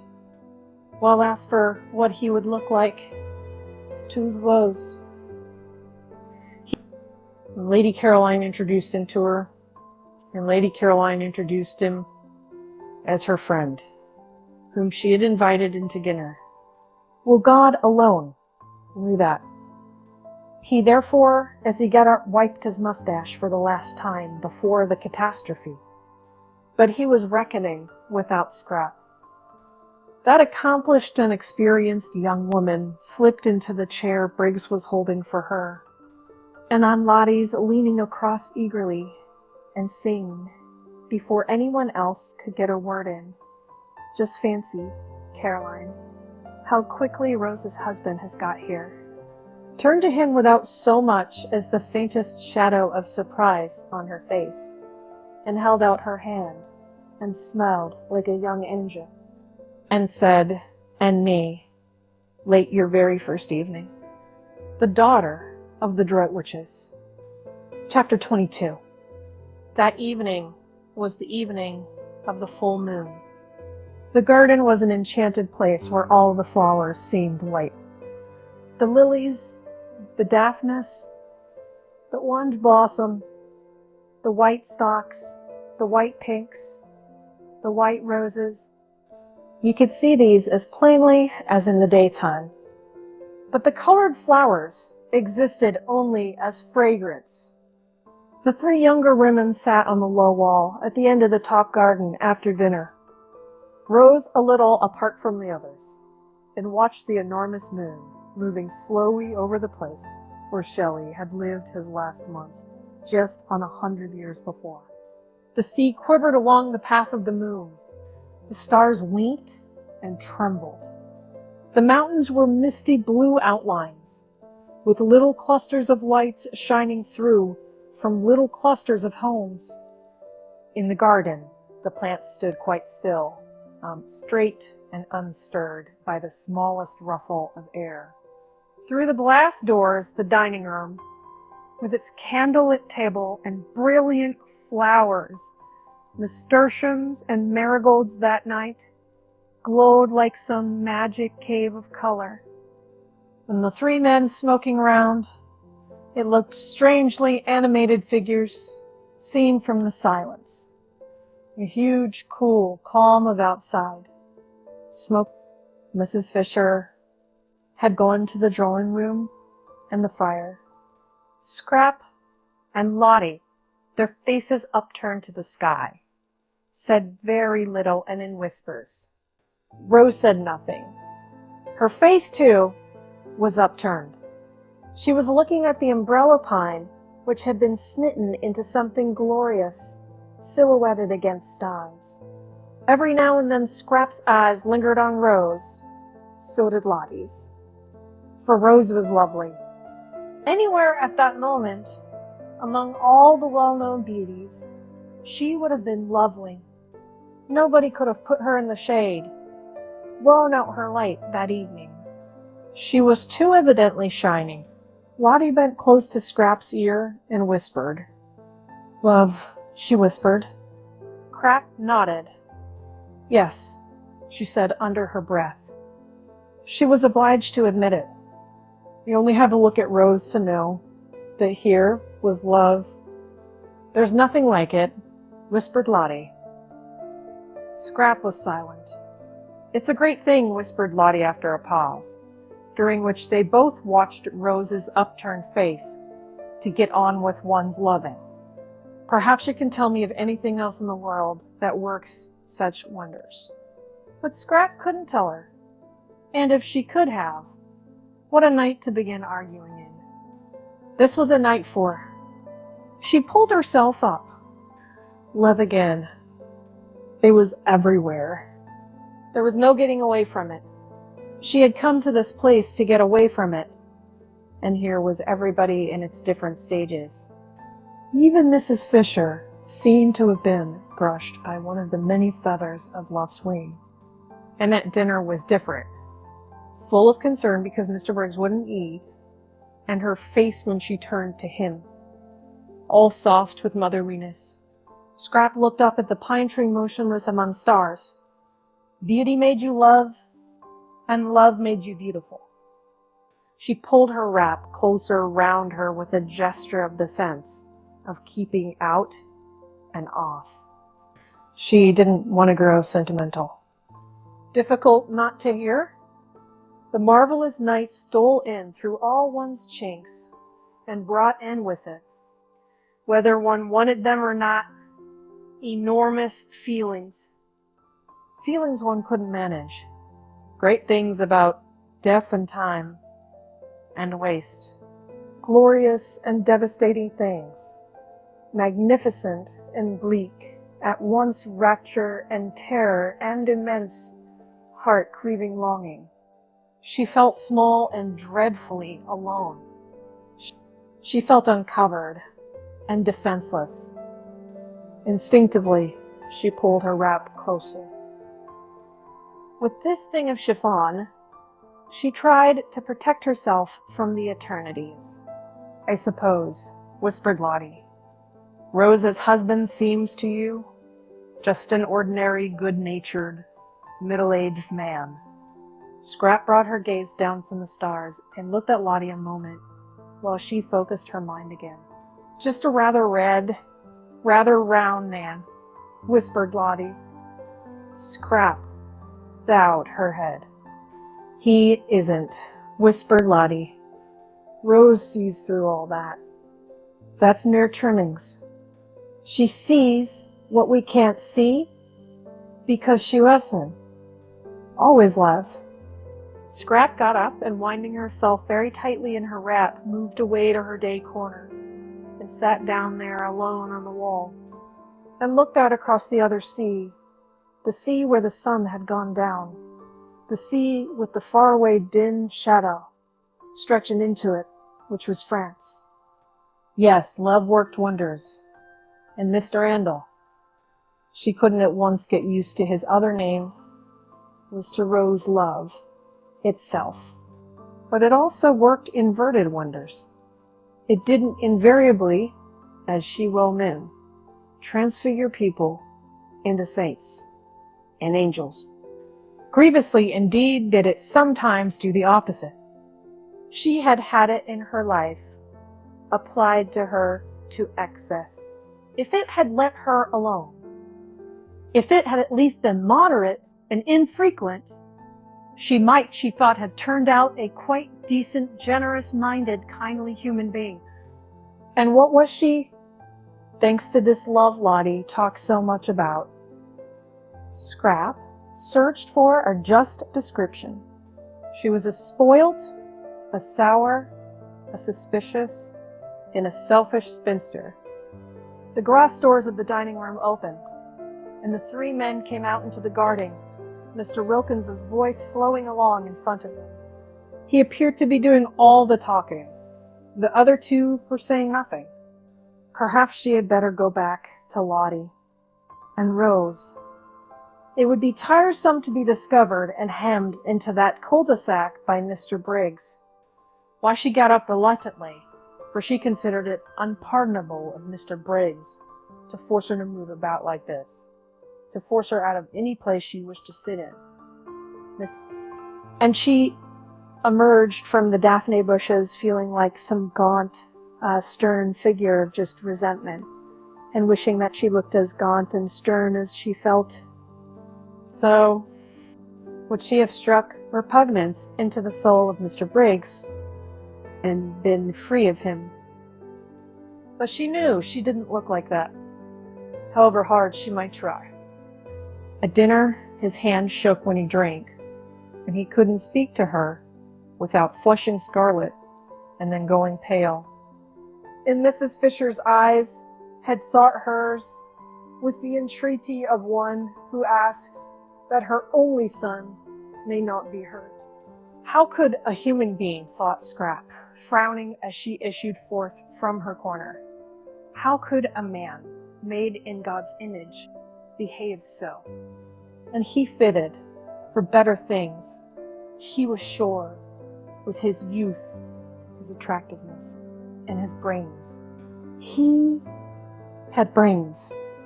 She had examined him cautiously, whenever at dinner Mrs. Fisher forced him to turn away to answer her, and she was sure he had brains. Also, he had character. There was something noble about his head, about the shape of his forehead, noble and kind. All the more deplorable that he should allow himself to be infatuated by a mere outside and waste any of his strength, any of his peace of mind, hanging round just a woman thing. If only he could see right through her, see through all her skin and stuff, he would be cured. And she might go on, sitting undisturbed on this wonderful night by herself. Just beyond the daphne bushes she met Frederick, hurrying.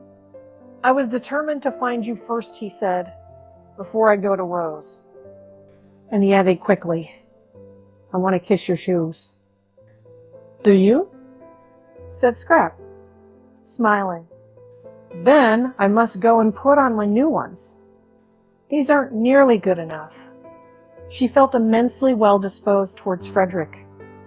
He at least would grab no more.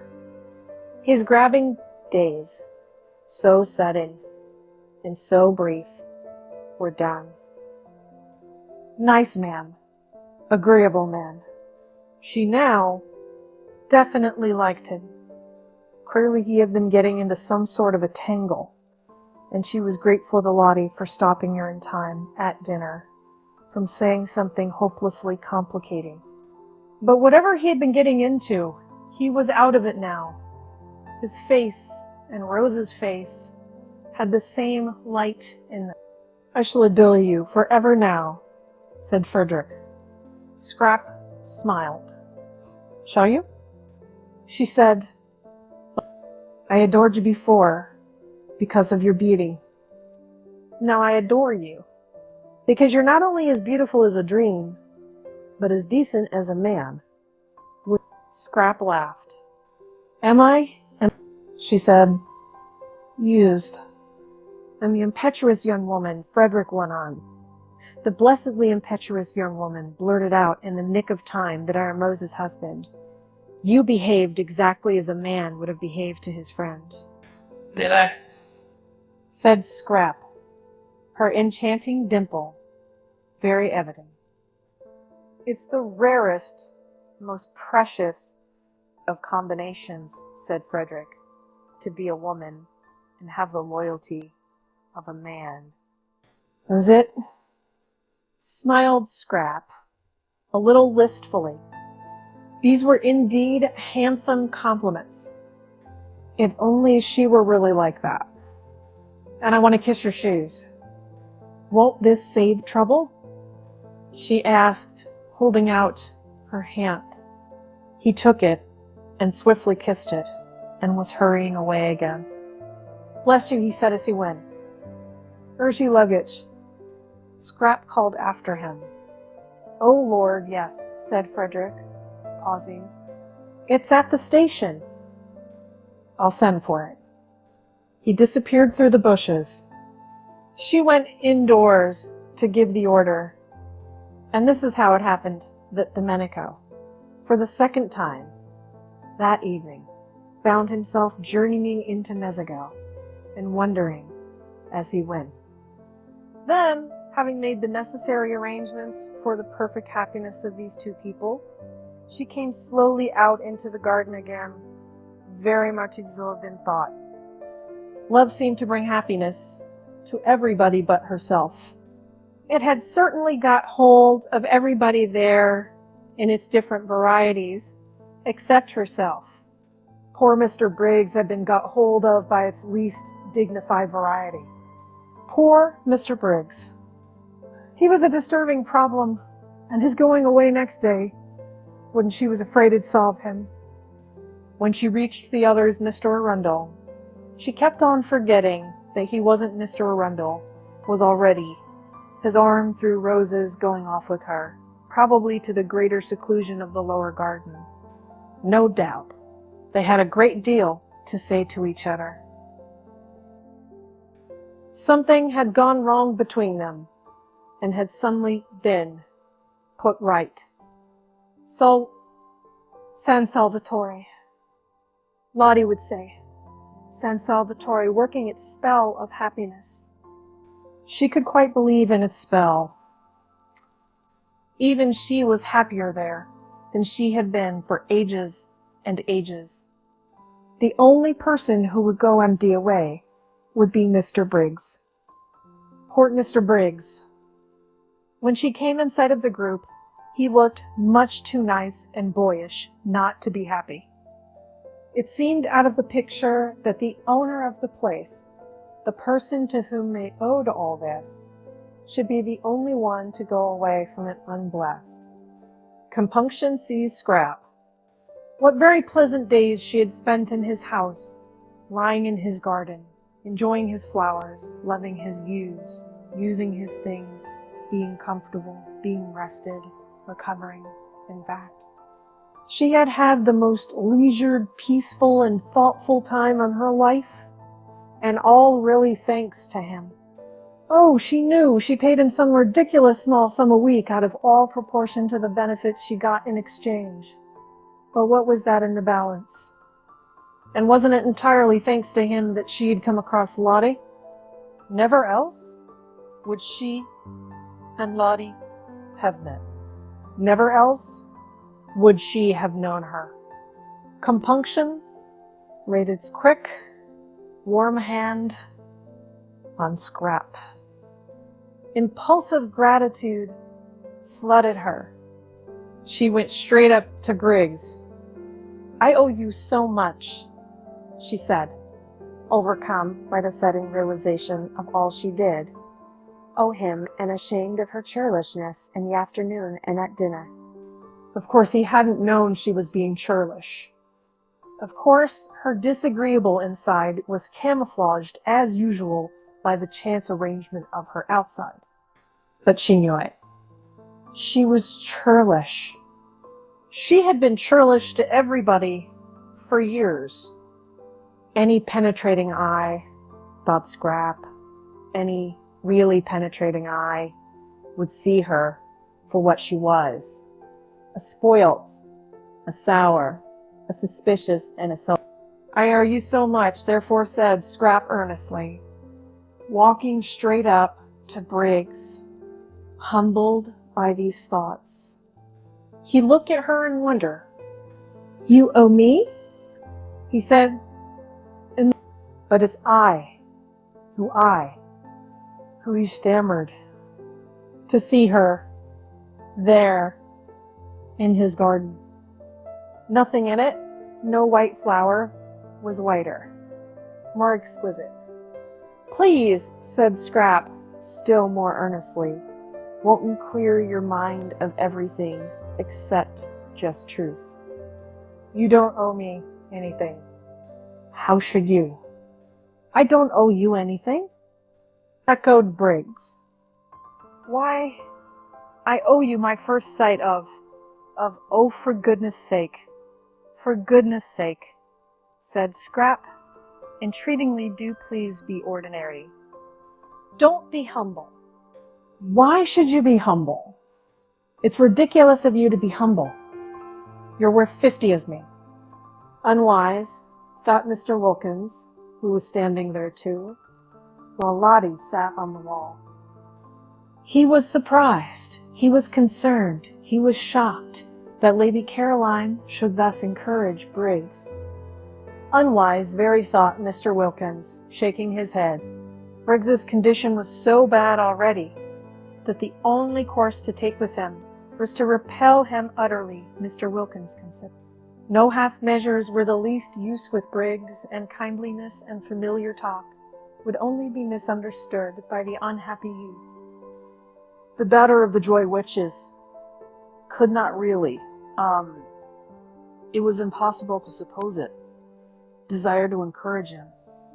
Briggs was all very well. But Briggs was Briggs. His name alone proved that. Probably Lady Caroline did not quite appreciate the effect of her voice and face, and how between them they made otherwise ordinary words seem, well, encouraging. But these words were not quite ordinary. She had not, he feared, sufficiently pondered them. Indeed and indeed, she needed an adviser, some sagacious, objective counselor like himself. There she was, standing before Briggs, almost holding out her hands to him.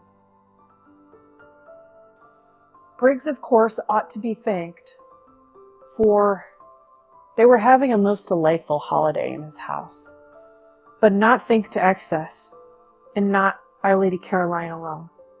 That very evening, he had been considering the presentation to him next day of a round robin of collective gratitude on his departure. But he should not be thanked like this in the moonlight in the garden by the lady he was so manifestly infatuated with. Mr. Wilkins, therefore, desiring to assist Lady Caroline out of this situation by swiftly applied tact, said with much heartiness, "It is most proper, Briggs, that you should be thanked. You will please allow me to add my expressions of indebtedness, and those of my wife, to Lady Caroline's. We ought to have proposed a vote of thanks to you at dinner. You should have been toasted. So, there certainly ought to have been some." But Briggs took no notice of him. Whatever this is, he simply continued to look at Lady Caroline, as though she were the first woman he had ever seen. Neither, Mr. Wilkins observed, did Lady Caroline take any notice of him. She, too, continued to look at Briggs, and with that odd air of almost appeal. Most unwise. Lotty, on the other hand, took too much notice of him, choosing this moment, when Lady Caroline needed special support and protection, to get up off the wall and put her arm through his and draw him away. "I want to tell you something," Mellersh said. Lotty at this juncture, getting up. "Lotty," presently said Mr. Wilkins, waving her aside. "No, Now, said Lottie, and she drew him away. He went with extreme reluctance. Briggs should be given no rope at all, not an inch. Well, what is it? He asked impatiently as she led him towards the house. Lady Caroline ought not to be left like that, exposed to annoyance. Oh, but she isn't, Lottie assured him, just as if he had said this aloud, which he certainly had not. Caroline is perfectly all right. Not at all, right? That young Briggs is, of course he is. What did you expect? Let's go indoors, to the fire, and Mrs. Fisher. She's all by herself. I cannot, said Mr. Wilkins, trying to draw back, leave Lady Caroline alone in the garden. Don't be silly, Mellersh. She isn't alone. Besides, I want to tell you something. Well, tell me then. Indoors, with a reluctance that increased at every step, Mr. Wilkins was taken farther and farther away from Lady Caroline. He believed in his wife now and trusted her, but on this occasion he thought she was making a terrible mistake. In the drawing room sat Mrs. Fisher by the fire. And it certainly was to Mr. Wilkins, who preferred rooms and fires after dark to gardens and moonlight. More agreeable to be in there than out of doors if he could have brought Lady Caroline safely in with him. As it was, he went in with extreme reluctance. Mrs. Fisher, her hands folded on her lap, was doing nothing, merely gazing fixedly into the fire. The lamp was arranged conveniently for reading, but she was not reading. Her great dead friends did not seem worth reading that night. They always said the same things. Now, over and over again, they said the same things, and nothing new was to be got out of them any more forever. No doubt they were greater than anyone was now, but they had this immense disadvantage: they were dead. Nothing further was to be expected of them. While of the living, what might one not still expect? True, she craved for the living, the developing, the crystallized, and finished wearied her. She was thinking that if only she had had a son like Mr. Briggs, a dear boy like that, going on, unfolding, alive, affectionate, taking care of her and loving her. The look on her face gave Mrs. Wilkins's heart a little twist, and she sobbed. Poor old dear, she thought, all the loneliness of age flashing upon her, the loneliness of having outstayed one's welcome in the world, and being in it only on sufferance. The complete loneliness of the old, childless woman who has failed to make friends. It did seem that people could only be really happy in pairs, any sorts of pairs, not in the least necessarily lovers. The pairs of friends, pairs of mothers and children, of brothers and sisters. And where was the other half of Mrs. Fisher's pair going to be found? Mrs. Wilkins thought she had perhaps better kiss her again. The kissing this afternoon had been a great success. She knew it. She had instantly felt Mrs. Fisher's reaction, so she crossed over and bent down and kissed her and said cheerfully, "We've come in," which indeed was evident. This time Mrs. Fisher actually put up her hand and held Mrs. Wilkins's cheek against her own, this living thing, full of affection, of warm racing blood. And as she did this, she felt safe with the strange creature, sure that she who herself did unusual things so naturally would take the action quite as a matter of course. and not embarrass her by being surprised. Mrs. Wilkins was not at all surprised. She was delighted.